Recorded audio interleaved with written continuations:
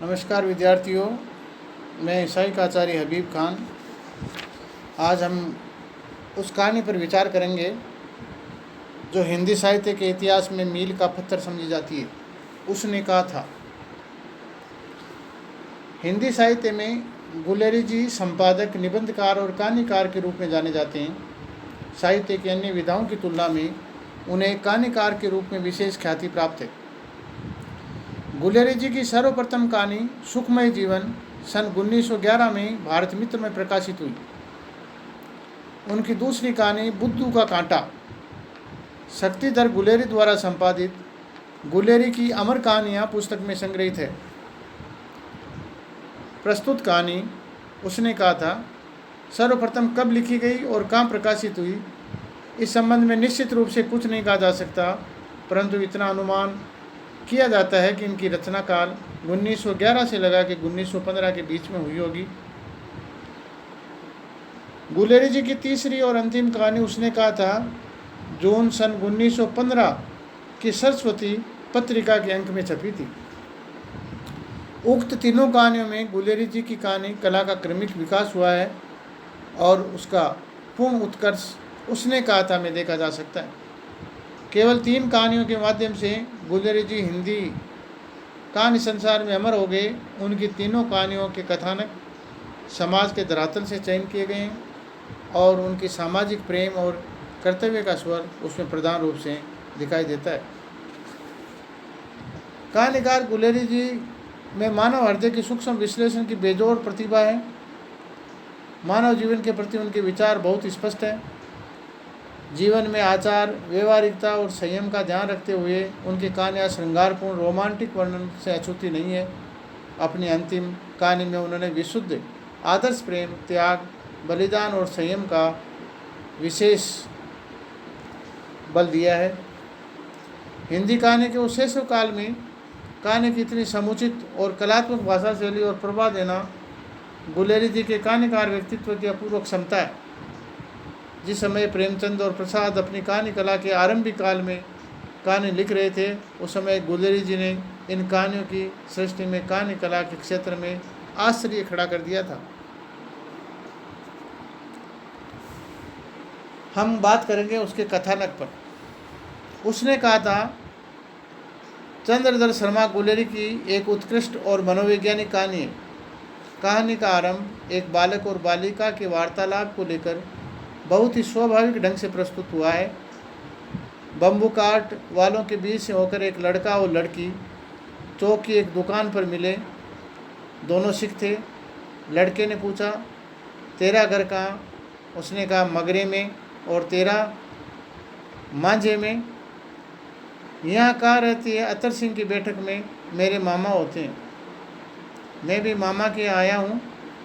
उसका घर गुरु बाजार में है। सौदा लेने के बाद दोनों साथ साथ चले। कुछ दूर जाकर के लड़के ने मुस्कुराकर पूछा तेरी कुड़माई हो गई? इस पर लड़की कुछ आंखें चढ़ाकर धत कहती हुई भाग गई और लड़का मुंह देखता रह गया। इसके बाद महीनों तक वे लगातार एक दूसरे से मिले। लड़के ने बार बार अपने इसी प्रश्न को दोहराया। उत्तर में उसे दत्त मिला। एक दिन उसकी संभावना विरुद्ध उसे सुनने को मिला हाँ। उसने कहा कब? उसने कहा कल। देखता नहीं कि रेशम का कंसाल्ट ओढ़ रखा है। लड़की इतना कहकर भाग गई। लड़का अनमना हो उठा। रास्ते में एक छाबड़ी वाले से टकराकर उसके दिन भर की कमाई को ठिकाने लगा दिया और किसी वैष्णवी से टकराकर अंधे की उपाधि पाकर के घर लौटा। फिर कथानक का विकास इस संयोग के 25 साल बाद होता है। लड़का लैना सिंह 77 राइफल में जमादार होकर अंग्रेज़ों की ओर से फ्रांस के युद्ध स्थल पर मोर्चे पर पड़ा है। कुड़माई शब्द सुनकर धत्त कहकर भाग जाने वाली लड़की सूबेदार हजारा सिंह की पत्नी है। लड़ाई पे आने के पूर्व उसे सूबेदार का पत्र मिलता है कि वह भी उसके साथ चलेगा। लैना सिंह सूबेदार के गांव पहुंचता है।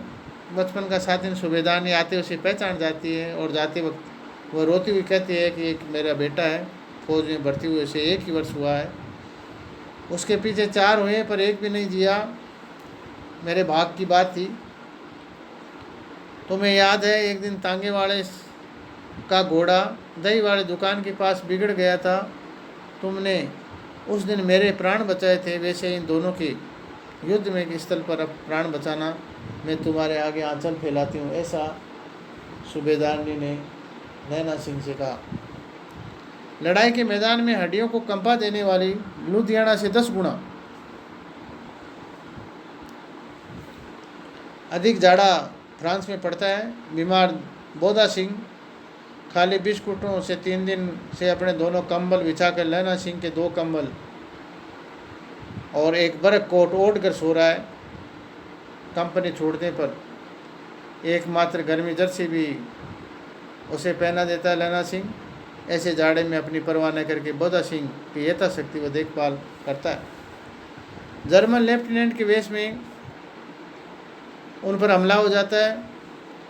लेफ्टिनेंट उसे मील भर की दूरी के पूर्व के कोने में एक जर्मन खाई पर धावा बोलने का हुक्म देता है और साथ ही सिगरेट पीता है।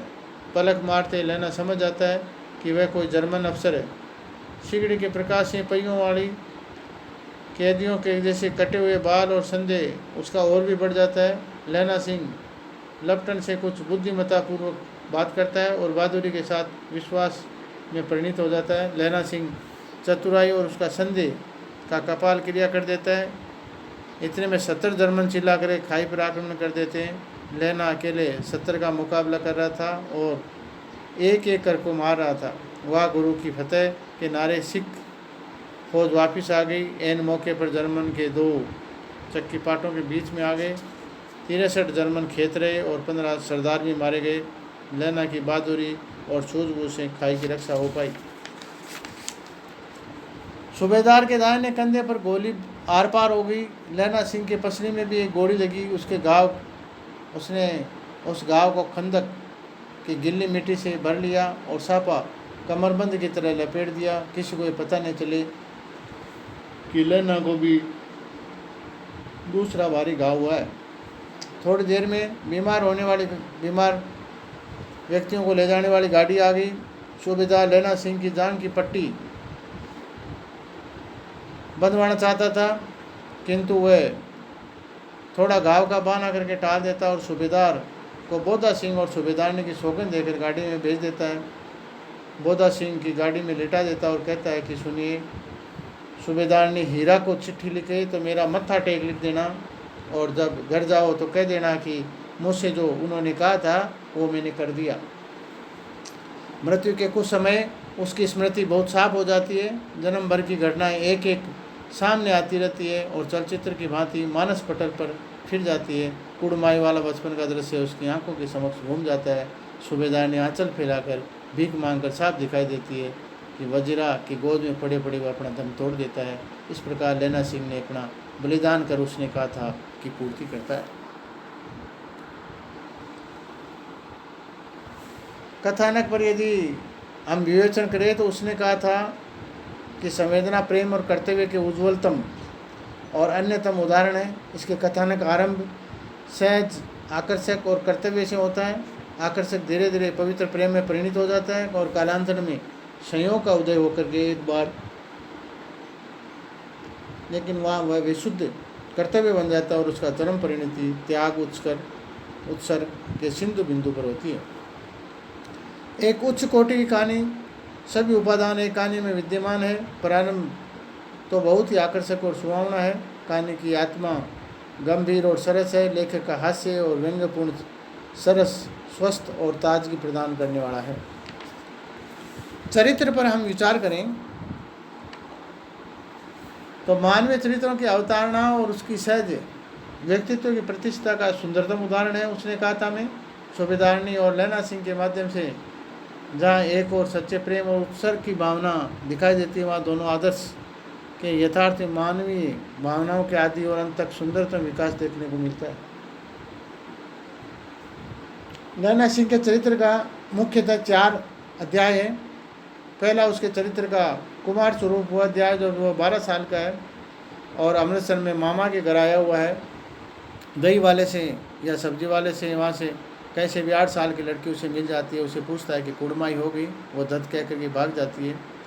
इस आकर्षक और प्रेम के साथ उसके कर्तव्य का जन्म होता है। इस चरित्र का दूसरा अध्याय उस समय निर्मित होता है जिस दिन लैला सिंह ने उसे फिर देखा था और पूछा था कि तेरी कुड़माई हो गई। तब उस दिन से उसने कह दिया था कि हाँ कल हो गई। देखते ही रेशम का फूलों वाला साल। तीसरा अध्याय उस समय शुरू होता है जब लैला सिंह पूर्ण युवक है और 77 राइफल का जमादार है। 25 वर्षों बाद जब वह अकस्मात अपनी इस आदि प्रेमिका को अपनी फौज के सूबेदार की धर्मपत्नी के रूप में देखता है। लैला के चरित्र में चौथा और अंतिम अध्याय उस समय खुलता है जब वह फ्रांस के युद्ध मोर्चे पर खाई में पड़ा है। एक और अपने आराम सुख के उत्सर्ग पर घायल बोधा की सेवा करता है, दूसरी ओर वह अपूर्व चतुराई, बुद्धिमत्ता और वीरता के साथ दुश्मनों का भी सामना करता है। अंत में सूबेदारनी की बात पूर्ण करने के लिए वह प्राणों का उत्सर्ग कर देता है। वस्तुतः लैला इस प्रकार का आदर्श मान चरित्र की अवतारणा और उसे प्रेम मानवीय व्यक्ति की प्रतिष्ठा के कारण से हिंदी कहानी में श्रेष्ठ कहानी में मानी जाती है। चरित्र विकास और चरित्र विश्लेषण और व्यक्तित्व प्रतिष्ठा तीनों पूर्ण कलात्मक ढंग से चित्रित हुए हैं। वातावरण पर हम चर्चा करें तो वातावरण चित्रण में गुलेरी जी की कोमल अपने ढंग की अनुपम है, कौशल अनुपम है। इस कहानी में अमृतसर के बाज़ारों का दृश्य, इक्के वालों की बोलियां, युद्धकालीन परिस्थितियां, फ्रांस का युद्ध स्थल, युद्ध क्षेत्र की हलचलें, जाड़े की रातें में भयंकर नीरवता आदि देखने के लिए मिलती है। जर्मन के आक्रमण की आशंका, खाई में हलचलें और हड्डियों को कंपा देने वाली सर्दी का वर्णन, ये सब हमारे सामने युद्ध का सजीव दृश्य उपस्थित कर देते हैं। कथोपकथन की हम चर्चा करें तो कथोपकथन बड़े नाटकीय और प्रभावपूर्ण है। भाषा को स्वाभाविकता और परिस्थितियों के अनुकूल कथोपकथन की सृष्टि हुई है। तेरा घर कहाँ, उसने कहा मगरे में, और तेरे मांझे में यहाँ कहाँ रहती है, अतर सिंह की बैठक में मेरे मामा होते हैं, मैं भी मामा के आया हुआ हूँ, उसका घर गुरु बाजार में है, तेरी कुड़माई हो गई धत। इस प्रकार का जो वार्तालाप कथोपकथन के अंतर्गत हम पढ़ते हैं, वास्तव में बहुत ही स्वाभाविक और ज़मीनी धरातल से उठा हुआ एक तरह का मार्मिक और स्वाभाविक चित्रण गुलेरी जी ने किया है। भाषा शैली का हम यदि विचार करें तो कहानी की भाषा अत्यंत स्वाभाविक और जीवन धरातली जीवन से जुड़ने वाली भाषा है। गुलेरी जी स्वयं भाषा शास्त्र के बड़े विद्वान थे। भारत की प्राय समस्त प्रादेशिक बोलियों और भाषाओं में उन्हें अच्छा ज्ञान था। उनके वर्णन में अपूर्व ढंग से स्वाभाविकता और प्रवाह और स्वाभाविकता और प्रवाह दोनों तत्व आ गए हैं। भाषा अपूर्णता, भावानुगामिनी, मुहावरेदार, प्रवाहपूर्ण, सुपरिचित बोलचाल वाली पंजाबी और उर्दू की मिश्रित भाषा है। उदाहरण के तौर पर हम देखें तो अमृतसर में बम्बू काट वाले बाग का वर्णन देखिए। जब बड़े बड़े शहरों की सड़कों पर घोड़े की पीठ पर चाबुक धुनते हुए इक्के वाले कभी घोड़े की नानी से अपना निकट संबंध स्थापित करते हैं, कभी राह चलते पेदकों की आंखें न होने पर तरस खाते हैं। इस तरह बात नहीं कि जीभ चलती ही नहीं, चलती है पर मीठी छुरी की तरह महीन धार करती है। इस प्रकार भाषा शैली का बड़ा ही सजीव और मार्मिक चित्रण गुलेरी जी ने किया है। उद्देश्य पर हम चर्चा करें तो गुलेरी जी की कहानियों में ये स्पष्ट उद्देश्य है कि उसने कहा था कि संवेदना, प्रेम और कर्तव्य का उच्चतम प्रतीक है। विशुद्ध प्रेम की चरम परिणति कर्तव्य और उत्सर्ग के रूप में अत्यंत कलात्मक ढंग से इसमें प्रस्तुत की गई है। प्रस्तुत कहानी की समीक्षा के संदर्भ में आचार्य रामचंद्र शुक्ल की दृष्टि है वो जानने लायक है। उसने कहा था कहानी हिंदी साहित्य की सर्वश्रेष्ठ कहानी है। इसमें पक्के यथार्थवाद के बीच, सुरुचि की चरम मर्यादा के भीतर, भावुकता का चरमोत्कर्ष अत्यंत निपुणता के साथ स्फुटित है। घटना उसकी ऐसी है जैसी बराबर होती रहती है, पर उसके भीतर से प्रेम की एक स्वर्गीय स्वरूप झांक रहा है। निर्लज्जता के साथ पुकार या करा नहीं है, कहानी घर में नहीं। प्रेम की निर्लज्जता, वेदना की विभत्स निवृत्ति नहीं है। सुरुचि के सुकुमार से सुकुमार स्वरूप का कहीं आघात नहीं पहुँचा है। इनकी घटनाएं ही बोल उठी है, पात्रों को बोलने की आवश्यकता ही नहीं है। इस प्रकार हिंदी के कहानी इतिहास के साहित्य के अंदर उसने कहा था कहानी मील का पत्थर है। आने वाली कहानियाँ इस कहानी को अपना आधार स्तंभ मान करके, प्रकाश स्तंभ मान करके आगे जो मनोवैज्ञानिक कहानियों का जो विकास हुआ है, इस कहानी के बाद में ही हमें हिंदी कहानी इतिहास में परिलक्षित होता है। ये कहानी के इतिहास में मील का पत्थर है। आज हम इतना ही चर्चा करेंगे। धन्यवाद।